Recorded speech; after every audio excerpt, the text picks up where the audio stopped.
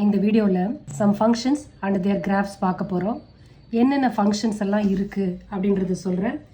Identity function, constant function, polynomial function, rational function, the modulus function, signum function, greatest integer function. ஒவ்வொன்றும் என்னென்னு டீட்டெயிலாக explain பண்ணுறேன். First identity function. சிம்பிளாக சொல்லணும்னா X and Y value ஈக்குவலாக இருக்கணும். x5னா ஒய்யும் 5, x6னா ஒய்யும் 6, அந்த மாதிரி இருந்ததுன்னா that function is a identity function. புரியுதா? y equal to f of x equal to xன்னு இருக்கணும். So x and y value ரெண்டும் ஈக்குவலாக இருக்குது. அப்படி இருந்ததுன்னா that function is an identity function. Definition read பண்ணுறேன். let R be the set of real numbers. Define the real valued function f from R to R by y equal to f of x equal to x. For each x belongs to R. Real valued ஃபங்க்ஷன்னா என்னன்னு தெரியும். Range இருக்கு இல்லையா, ரேஞ்சில் இருக்கிற எல்லா வேல்யூஸுமே real நம்பர்ஸாக இருக்கும். அப்படி இருந்ததுன்னா that type of function is called real valued function. இங்கே f from R to R தான். ஸோ டொமைனும் R தான், ரேஞ்சும் R தான். So by y equal to f of x equal to x. இப்படி இருந்ததுன்னா that function is called an identity function. Here the domain and range of f are R. The graph is a straight line. It passes through the origin. Okay. x2னா ஒய்யும் 2 தான், x4னா ஒய்யும் 4 தான். அப்படி வருதா? x minus 2னா ஒய்யும் -2 தான். So இப்படி வரனால this line passes through the origin. இதை ஞாபகம் வச்சுக்கணும். which type of functions graph passes through the origin அப்படின்னு சொன்னால் that is identity function.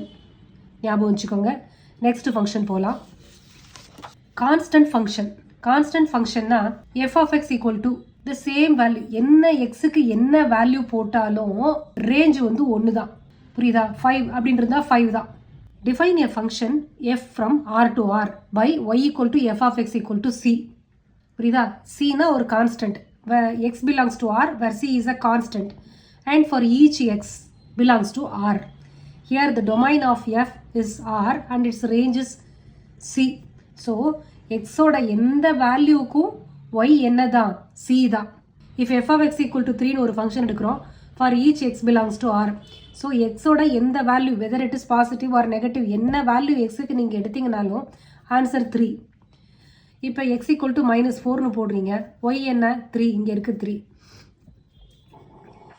So அது இதுதான் இந்த பாயிண்ட். x equal to -2 போடுறீங்க, y equal to 3 வருது. ஸோ அதுவும் இதுதான். x equal to +2 போட்டால் y equal to 3. ஸோ வேணா அது கான்ஸ்டன்ட் தானே, equal to some algebraic function இருந்ததுன்னு வச்சுக்கோங்க, x² + 1 இல்லை x - 3, x + 3 அந்த மாதிரி இருந்ததுன்னா நீங்கள் எக்ஸுக்கு போடும்போது we will be getting different values here. இப்போ அந்த மாதிரி இல்லை இல்லையா, வெறும் நம்பர் மட்டும் இருக்கிறனால the same answer for every value of x. So அதுதான் constant function. the graph is a line parallel to x-axis. புரிஞ்சுதா? இப்போ நம்ம என்னென்ன பார்த்துருக்கோம்? Identity function and constant function பார்த்துருக்கோம். அடுத்தது பாலினாமியல் ஃபங்க்ஷன். இதில் f of x equal to x² + 5x + 3 அந்த மாதிரி வரும். எக்ஸோட வேல்யூ டிஃப்ரெண்ட் வேல்யூவாக போடலாம். டெஃபினிஷன் ரீட் பண்ணுறேன். a function f from R to R is said to be a polynomial function. For each x in R, y equal to f of x equal to a0 plus a1x plus a2x² plus etc. plus an x power n, where n is a non-negative integer. and a1 a2 etc. an belongs to R. இதில் இருக்கிற இந்த constants எல்லா கான்ஸ்டன்ட்ஸுமே என்ன? R தான், ஆரில் தான் இருக்குது. Okay, என்னன்னா நான் நெகட்டிவ் இன்டீஜர். இந்த பவர் n இருக்குல்ல, அது நான் நெகட்டிவ் இன்டீஜர். பவர் நெகட்டிவில் வராது இல்லையா. எக்ஸ் பவர் 0னு போட்டால் 1, எக்ஸ் பவர் -1 போட்டோம்னா 1/xன்னு அர்த்தம். ஸோ அதான் நான் நெகட்டிவ் இன்டீஜருக்கு அப்படின்னு சொல்லியிருக்காங்க. எக்ஸாம்பிளுக்கு போகலாம். இப்போது f of x is equal to x³ - x² + 2 அப்படின்னு இருக்கு. அடுத்து g of x equal to x⁴ plus √2x. இது ரெண்டும் பாலினாமியல் ஃபங்க்ஷன். ஏன் பாலினாமியல் ஃபங்க்ஷன்? இந்த எக்ஸோட பவர் இருக்குல்ல, அது எல்லாம் ஹோல் நம்பராக இருக்குது இல்லையா, கவுண்டிங் நம்பர்ஸாக இருக்குது. 2, 3, 4, 5 அந்த மாதிரி இருக்குது இது ரெண்டுத்துலேயும். அப்புறம் இங்கே இருக்கிற கோஎஃபிஷியன்ஸ் என்ன? ஹோல் நம்பராக இருக்குது. அதனால ப்ராப்ளம் இல்லை. இப்போ இங்கே பாருங்கள், இதில் கோஎஃபிஷியன்ட் 1, இங்கே கோஎஃபிஷியன்ட் √2. √2னா என்ன? Irrational number. So irrational number is a subset of ஆர்னால அதுவும் ரியல் நம்பர்லேயே வந்துடும், ஆருக்குள்ளேயே வந்துடும். அதனால this is a polynomial function. f of x and g of x ன்றது polynomial function. Okay, h of x is not a polynomial function எழுதியிருக்கோம். ஏன் not a polynomial function? இங்கே x to the power 2 by 3 இருக்கு. அந்த மாதிரிலாம் போடக்கூடாது. x to the power ஒரு whole நம்பராக தான் இருக்கணும். 1 2 3 4 அந்த மாதிரி தான் இருக்கணும். இப்போ இங்கே இது ஃப்ராக்ஷனில் x to the power இருக்கக்கூடாது. அந்த மாதிரி இருந்ததுன்னா that function is not a polynomial function. Rational function. Rational function f of x is equal to some number x cube by x squared அப்படி இருக்கலாம். சரியா? அந்த மாதிரி ஒரு ஃபங்க்ஷனை டிஃபைன் பண்ணோம் அப்படின்னாக்கா that is rational function. அப்போ டினாமினேட்டரில் இருக்கிற வேல்யூ நாட் ஈக்குவல் டு 0வாக இருக்கணும். அதான் இங்கே கண்டிஷன். ரேஷனல் நம்பர்னு எடுத்தோம்னாலே denominator is not equal to 0 தான். Rational functions are functions of the type f of x by g of x, where f of x and g of x are polynomial functions of x defined in a domain where g of x is not equal to 0. Example, y equal to f of x is equal to 1 by x. இந்த example படி இதை h of x னு வச்சுக்கலாமே.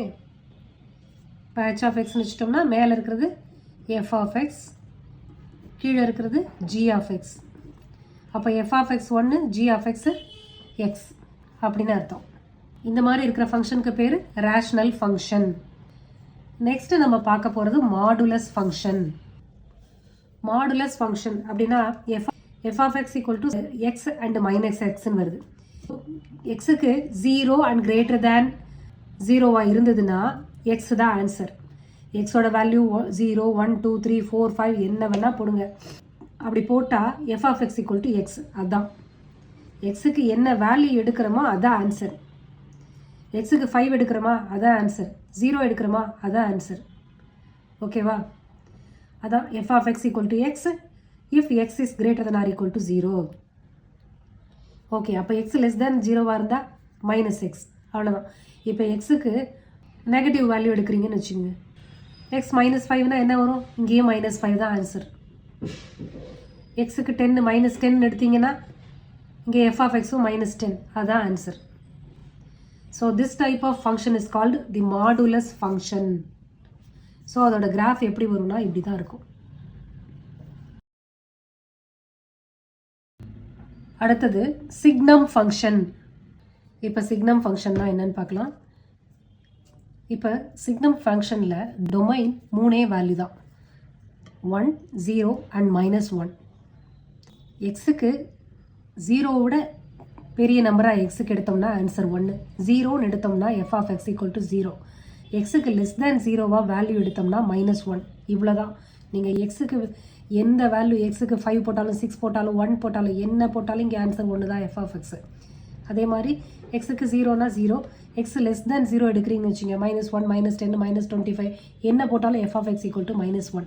இந்த மாதிரி வந்தது அப்படின்னா that type of function is called signum function. Okay. The function f from R to R defined by f of x equal to 1 if x is greater than 0, 0 if x is equal to 0, -1 if x is less than 0 is called the signum function. The domain of the signum function is R and the range is set of all -1, 0 and 1. Greatest integer function அடுத்து. இதில் f of x is equal to the square bracket குள்ள x போட்டிருக்கோம். x belongs to R அப்படின்னு இருக்கு.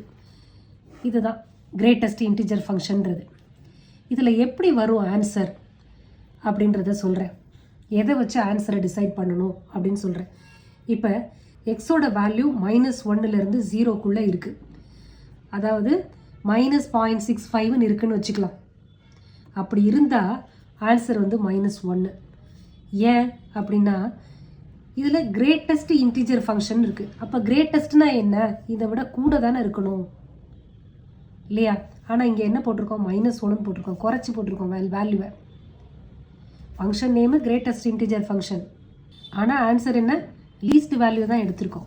எக்ஸோட value -0.65ன்னு எடுத்திருக்கோம். அப்படி எடுத்திருந்தா ஆன்சர் -1ன்னு வருது. ஏன் அப்படின்னா ரவுண்ட் டவுன் பண்ணணும் நியரஸ்ட் இன்டிஜருக்கு. புரியுதா?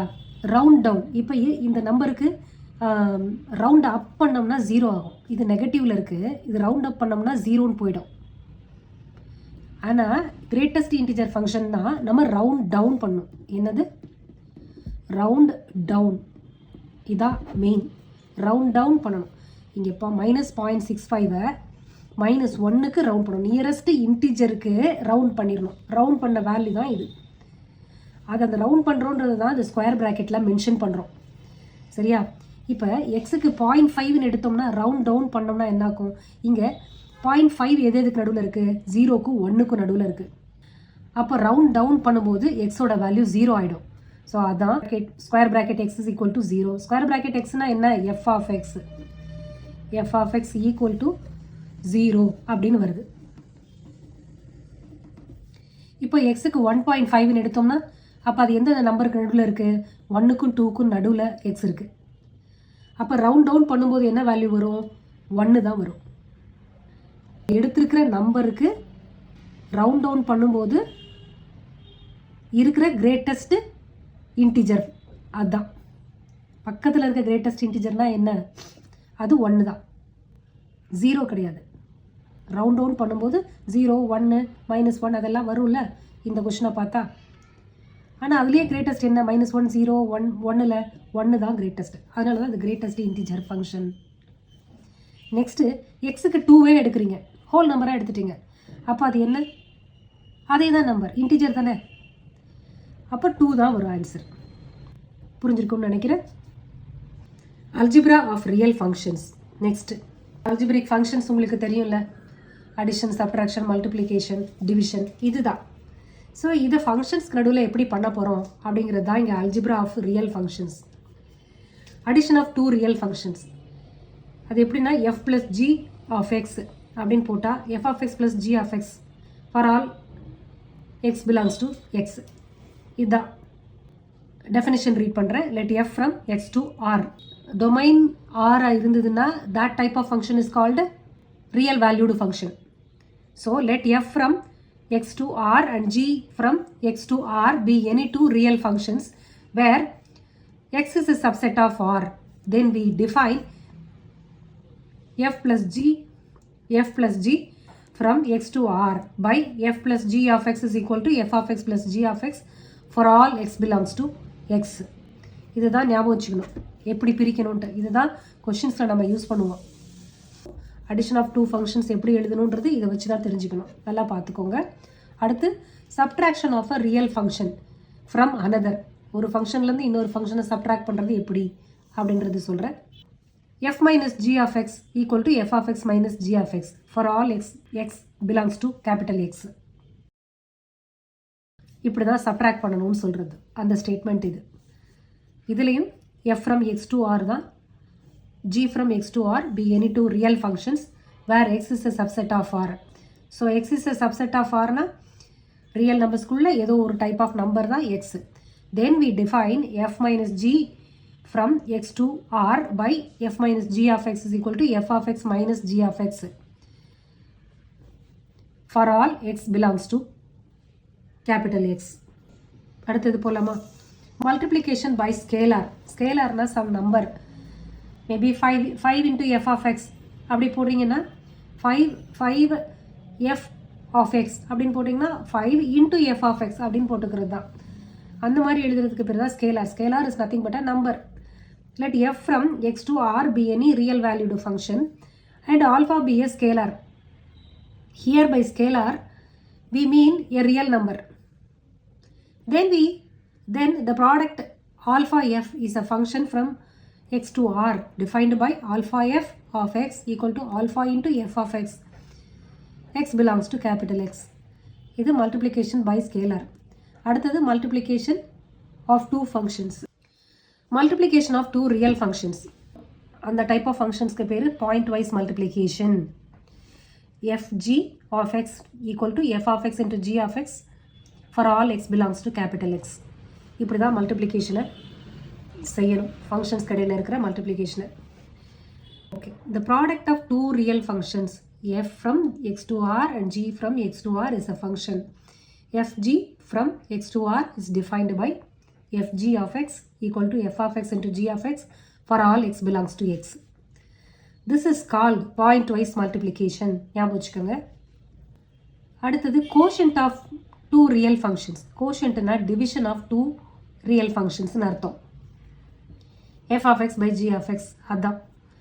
f by g of x is equal to f of x by g of x where g of x is not equal to 0 for all x belongs to capital X. Okay, definition ku pola. Let f and g be two real functions defined from x to r where x is the subset of r. The quotient of f and g denoted by f by g is a function defined by f by g of x is equal to f of x by g of x where g of x is not equal to 0 for all x belongs to capital X. இப்போ என்ன எல்லா type of ஃபங்க்ஷன்ஸும் பார்த்தோம். Algebra of real functions அதுவும் இப்போ பார்த்துட்டோம். So அடுத்து எக்ஸசைஸ்க்கு move on பண்ணலாம்.